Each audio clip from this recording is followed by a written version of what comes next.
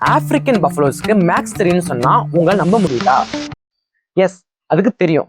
African buffaloes வந்தே ஒரு இடத்துல rest எடுத்துருக்கும் போது நெக்ஸ்ட் அது எந்த டைரக்ஷன் போகலாம் அப்படின்றத ஓட்டிங் சிஸ்டம் மூலியமா தான் டிசைட் பண்ணலாம். இதை ஃபர்ஸ்ட் ஹெர்பர்ட் பிரின்ஸ்ன்ற ஒரு டச் அக்காலஜிஸ்ட் 1990s டிஸ்கிரைப் பண்ணாரு. And here's what is he told. ஹர்ட்ல இருக்க ஃபீமேல் பஃபலோஸ் மட்டும் தான் ஓட் பண்ணும். அதுவும் அடல்ட் ஃபீமேல் பஃபலோஸ் மட்டும் தான் ஓட் பண்ணும். ஏன்னா ஃபீமேல் பஃபலோஸ் மட்டும் தான் அதோட லைஃப் டைமை ஹர்ட்ல ஸ்பெண்ட் பண்ணும். ஸோ யங் ஃபீமேலாக இருக்கிறப்ப எக்ஸ்பீரியன்ஸ் கெயின் பண்ணிட்டு அடல்ட் ஆனதுக்கு அப்புறம் பிரெட்டர் இல்லாத இடத்துக்கும் சாப்பிட நிறைய புல்லு குடிக்க நிறைய தண்ணி இருக்க இடத்துக்கும் போக டைரக்ஷன் அவுட் பண்ணி தேர்டை சேஃபாக கைட் பண்ணும். But how does the buffaloes vote? Buffaloes rest எடுத்துருக்கும் போது எக்ஸ்பீரியன்ஸ் அடல்ட் ஃபீமேல் பஃபலோஸ் சேர்ந்து அதை ப்ரிஃபர் பண்ண டைரக்ஷனை 30 to 6 செகண்ட்ஸ் பார்த்துட்டு உட்காந்துரும். தென் இதே மாதிரி என் நம்பர் ஆஃப் பஃபலோஸ் பண்ணும்.